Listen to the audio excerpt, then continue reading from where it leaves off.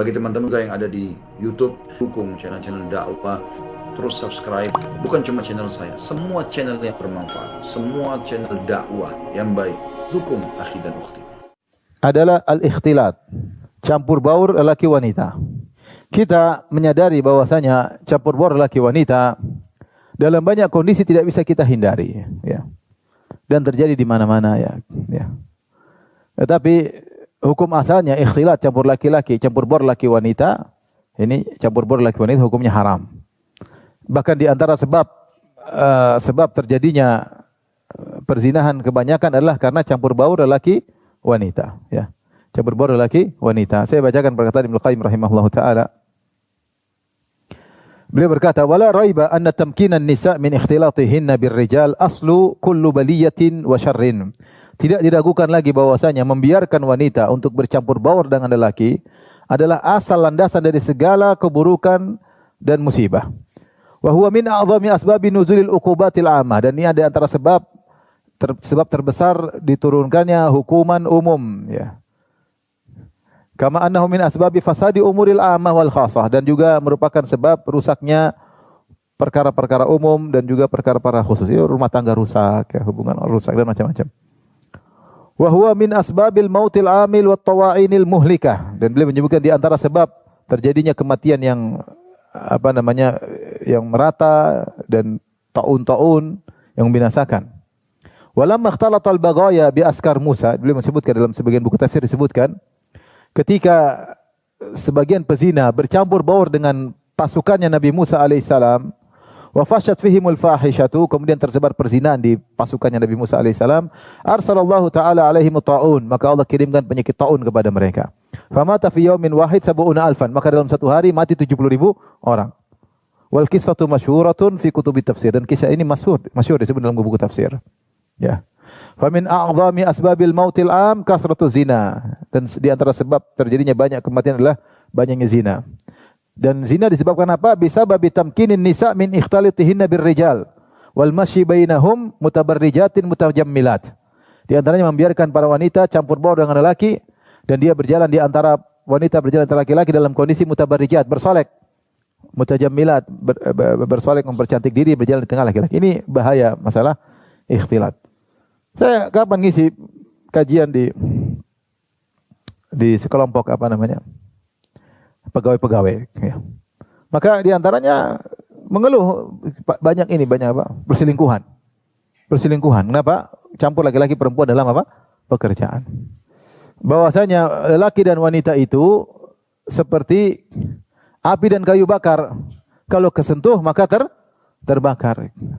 Kalau laki-laki ketemu perempuan, lirik-lirikan, dekat-dekatan, tidak ada rasa, itu berarti laki-laki tidak normal atau perempuan tidak normal. Ya.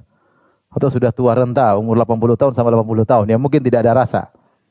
Tapi kalau normal bicara, ketawa-ketiwi, pasti hari pertama mungkin tidak, hari kedua, hari ketiga, akhirnya lama-lama, apa bahasa Jawa? Witing trisno, jalaran, soko, kulino. Apa artinya? Sering ketemu, jalan bana, akhirnya jatuh cinta. Kenapa laki-laki perempuan kecil tidak normal, ya? Ini tidak normal, ya. Pasti ada. Oleh karenanya kita lihat syariat begitu serius tentang masalah ini. Saya akan sebut dalil tentang dilarangnya ikhtilat, ya.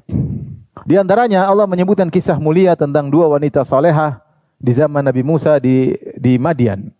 Ketika Nabi Musa alaihissalam lari dari Mesir karena ingin jadi buronan Fir'aun dan ingin dibunuh, maka Nabi Musa pergi ke Madian. Walamma warada ma'a Madian wajada alaihi ummatan minan nasi yasqun wa wajada min dunihim imra'ataini tadhudan. Ketika Nabi Musa datang ke negeri Madian, dia mendapati ada sumber mata air, itu sumur. Dia mendapati banyak orang desak-desakan ingin ambil air dari sumur. Sementara dia mendapati di antara mereka dua wanita yang menjauhkan diri mereka. Jadi kambingnya mau ke sumur, mereka berdua tahan dua kambing tersebut, tidak mau masuk di tengah-tengah lelaki untuk ikut ambil air. Nabi Musa kasihan. Nabi Musa alaihissalam datang kepada wanita tersebut. Nabi Musa berkata, "Ma khatbukuma?" Kenapa kalian tidak ngambil air? Qalata, dua wanita ini berkata, ya, la nasqi hatta yusdira ri'a wa abuna syaikhun kabir. Kami tidak bakalan ambil air hatta yusdira ri'a, sampai laki-laki semua pergi semua. Kami tidak mau campur baur. Kenapa kami harus ambil air? Wa abuna syaikhun kabir, karena bapak kami sudah tua, tidak bisa ngambil air.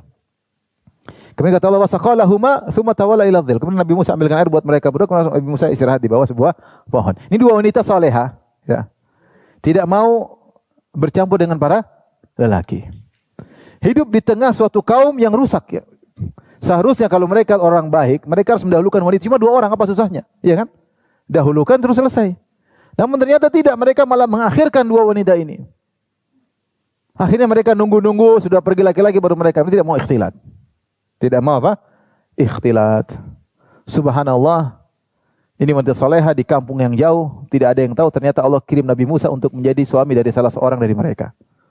Nabi Musa datang dari Mesir jauh-jauh, datang ketemu wanita ini, kemudian menikah. Ya. Al-khabithatu lil-khabithin wal-khabithatu lil-khabithat wat-tayyibatu lit-tayyibin. Kata Allah, wanita buruk-buruk untuk laki buruk, laki buruk untuk wanita buruk, wanita baik-baik untuk laki-laki baik-baik. Subhanallah, ada seperti itu. Wanita di tengah kampung, enggak ada yang tahu ada lelaki datang soleh melamarnya. Itu banyak kejadian. Ini contohnya ini. Subhanallah, di antara kesolehan wanita ini, ya, dia tidak mau campur baur dengan apa? Lelaki. Kemudian dalam syariat kita banyak dalil-dalil, saya bacakan dalil-dalilnya. Di antaranya, saya bacakan hadis Rasulullah SAW itu kalau habis sholat, Rasulullah SAW berdiam sebentar habis sholat agar wanita segera keluar. Jadi wanita dahulu sholat berjamaah. Di antara bentuk menghindar ikhtilat, kata Rasulullah SAW, khairu sufufir rijal awwaluha, wa syarruha akhiruha, wa khairu sufufin nisa' akhiruha wa syarruha awwaluha. Kata Nabi SAW, sebaik-baik saf lelaki yang paling depan dekat imam, dan seburuk-buruk saf lelaki yang paling belakang. Wanita sebaliknya, wa khairu sufufin nisa, dan sebaik-baik saf wanita yang paling belakang, dan seburuk-buruk saf wanita yang paling depan, karena dekat dengan saf apa? Lelaki. Karena dekat dengan saf lelaki, maka Rasul maka yang terbaik yang paling belakang, yang jauh lelaki, yang paling buruk yang paling dekat dengan lelaki. Karena zaman Nabi masjid tidak ada hijab, masjid tidak ada hijab, sehingga saf wanita bisa melihat saf lelaki. Ya. Sampai dalam satu hadis ketika ada seorang sahabat masih muda, mungkin usia 8 tahun, dia yang paling hafal Quran, maka disuruh jadi imam, tapi dia enggak punya sarung. Kalau dia rukuk terkadang kelihatan pantatnya. Sampai sebagian wanita bilang, suruh imam kalian tutup itu kalau lagi rukuk. Tapi artinya kelihatan antara saf wanita dan saf lelaki. Makanya Rasulullah mengatakan, sebaik-baik saf wanita yang paling apa? Belakang. Ya. Taib. Kenapa? Karena supaya terjauhkan dari ikhtilat. Ini di antara usaha Nabi SAW memisahkan saf lelaki dengan saf wanita. Kemudian di antaranya Rasulullah SAW kalau habis sholat tidak langsung beranjak. Rasulullah seakan-akan menahan para lelaki. Jangan dulu keluar, biar ibu-ibu keluar di luar. Saya bacakan hadisnya dari Ummu Salamah radhiyallahu anha qalat. Ummu Salamah berkata, "Kana Rasulullah sallallahu alaihi wasallam idza sallama qama an-nisa hina yaqdi taslimahu wa makatha yasiran qabla an yaqum."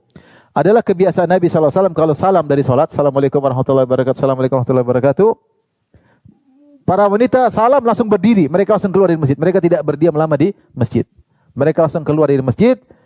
Kata qaman nisa, kata Ummu Salamah, para wanita pun berdiri hina yaqdi taslimahu, ketika Nabi mengatakan assalamualaikum warahmatullahi wabarakatuh, maka wanita kemudian pergi dari masjid, keluar dari pintu wanita, ya.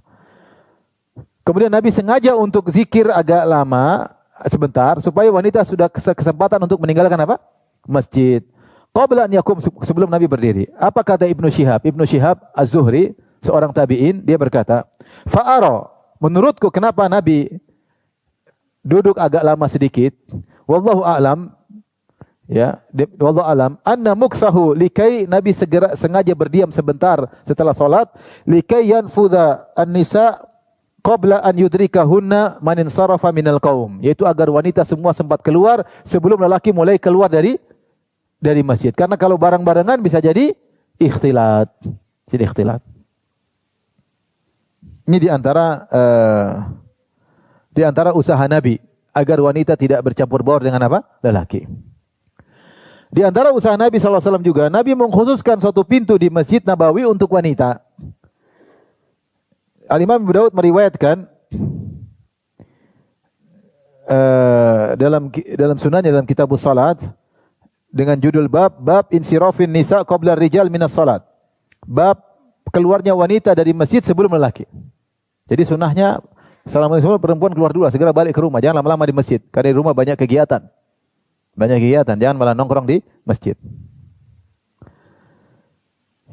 Wa an Ibnu Umar radhiyallahu anhuma, dari Ibnu Umar, beliau berkata, qala Rasulullah sallallahu alaihi wasallam, "Lau tarakna hadzal baba lin nisa." Kata Nabi kepada Ibnu Umar, kalau seandainya kita tinggalkan, kita biarkan pintu ini khusus buat wanita.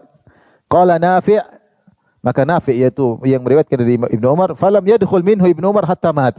Maka Ibnu Umar tidak pernah lewat pintu itu, keluar dari pintu itu sampai meninggal dunia. Jadi Rasulullah SAW di antara usaha beliau membuat satu babun nisa. Sampai sekarang masih ada di Masjid Nabi, kalau tidak salah namanya babun nisa. Pintu khusus apa, wanita. Ya. Itu sudah dari dulu ada.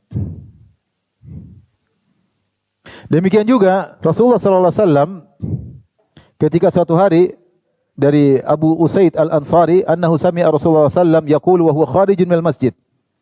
Suatu hari kata Abu Usaid Al-Ansari, Rasulullah keluar dari masjid, fakhtalata ar-rijal ma'an nisa' fi tariq. Tiba-tiba di jalan rame-rame laki perempuan. Maka Rasulullah SAW berkata, menasihati para wanita. Faqala Rasulullah SAW lin nisa', maka Rasulullah berkata kepada para wanita, istakhirna, mundur kalian, menjauh, jangan di tengah jalan. Fa innahu laisa lakunna an tahquqna tariq. Bukanlah hak kalian untuk jalan di tengah jalan, minggir. Alaikunna bihafatit tariq. Hendaknya kalian jalan di pinggir-pinggir, biar laki-laki di tengah. Ya. Fakanatil mar'atu taltasiqu bil jidari hatta inna thawbaha la yata'allaqu bil jidar min lusuqiha bihi. Maka wanita-wanita segera menjalankan perintah Nabi, sampai ada seorang wanita yang berjalan di dekat dinding sampai bajunya terkait-kait dengan dinding tersebut. Tidak ingin di tengah-tengah. Ya. Ikhtilat ini karena apa? Ikhtilat. Oleh karenanya ini diantara hal yang sering terjadi zaman sekarang. Dan kalau sudah terjadi ikhtilat, banyak mafsadat, mudarat yang timbul. Perempuan mulai hilang rasa malunya. Rasa malunya. Padahal kecantikan wanita ada pada rasa malunya, ya. Pada rasa malunya. Wanita malu mengungkapkan, kalau mengungkapkan wajahnya merah merona, ini wanita baik, ya. Itulah keindahan seorang wanita, dia malu-malu, ya. Nggak usah jauh-jauh, nggak usah campur jasad. Ada grup laki-laki perempuan saja, kemudian berbincang-bincang di situ, kemudian ada laki-laki bicara jawabnya bijak, perempuan bicara jawabnya bijak, ada ketertarikan. Masya Allah, pintar sekali jawabnya. Setan masuk. Padahal tukang teriak-teriak ini perempuan. Tapi kalau di di grup kayaknya sangat bijak.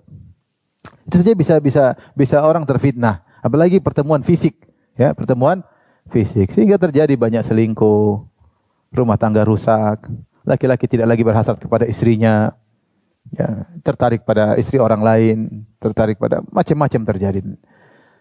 Terjadi perzinahan, dan itu yang banyak terjadi, ya. Itu banyak terjadi. Di antara sebab utama terjadinya perzinahan adalah ikhtilat, campur laki-laki dan perempuan. Maka kita tidak bisa ragu bahwa kita tidak ragu lagi zaman sekarang, zaman yang ikhtilat di mana-mana. Tentunya kita tidak ridha. Tapi kalau kita terjebak dengan ikhtilat, maka kita berusaha menjaga diri, tetap menjauhkan pandangan, tetap tidak mengambil kesempatan dalam kesempitan. Kalau bisa tidak ikhtilat, maka jangan ikhtilat. Kalau terlanjur memang harus ikhtilat, bagaimana lagi? Kita tetap menjaga diri. Jangan bermudah-mudah untuk ikhtilat, ya, karena banyak mudarat yang muncul. Ada suatu negara, saya ingin sebutin cuma enggak usah lah. Negara itu ingin melariskan ikhtilat, tapi dia dengan cara yang sangat halus, orang-orang liberal di sana. Maka mereka membuat suatu sayembara, buat tulisan ilmiah tentang maslahat dan mudarat belajar campur lelaki atau pisah laki-laki perempuan. Maka dibuatlah lomba menulis. Yang nulis doktor-doktor tentang maslahat dan mudarat kalau sekolah campur atau berpisah. Maka akhirnya ada yang nulis mudarat kalau pisah laki perempuan. Mudaratnya begini, dua laki-laki kadang-kadang gini sombong, nggak tahu cara bergaul dengan perempuan, nggak tahu. Maslahatnya kalau ikhtilat, laki-laki pengertian sama perempuan. Akhirnya yang menang tulisannya adalah lebih maslahat kalau belajar sambil ikhtilat. Akhirnya diterapkanlah di negara tersebut. Baru-baru aja ini, ya beberapa tahun yang silam. Sebelumnya mereka berjalan di atas, ini salah satu negeri Arab ya, bukan Arab Saudi, tapi salah satu negeri Arab. Yang sebelumnya mereka berjalan di atas, berpisah laki dengan perempuan dalam belajar. Sekarang sudah campur baur. Ya udah ikhtilat, kita nggak tahu apa yang terjadi ya. Pacaran, mau ini, mau anu, zina dan macam-macamnya, sehingga tersebar kerusakan ya. Ini di antara kesalahan yang banyak terjadi. Maka kita sebagai orang tua, ya, tahan-tahan anak kita, jangan dibiarkan. Sejak kecil kita ajarkan jangan ikhtilat. Kalau kita anak perempuan, kita ajar rasa malu. Kalau laki-laki, tempat laki-laki sini. Sejak kecil kita ajarkan rasa malu, sehingga dia bisa menjaga dirinya ya. Dia menjaga, kita tahu tidak boleh bercampur baur lagi, itu urusan laki-laki. Jangan ikut itu temannya kakak laki-laki, kamu di sini aja perempuan. Kita ajarin sejak awal ya. Sejak awal agar dia terbina, terdidik di atas punya rasa malu dan tidak mudah untuk bercampur dengan laki-laki. Karena mudaratnya sangat banyak di dunia apalagi di akhirat kelak. Subhanakallah bihamdik asyhadu an la ilaha illa anta astaghfiruka wa atubu ilaik. Assalamualaikum warahmatullahi wabarakatuh.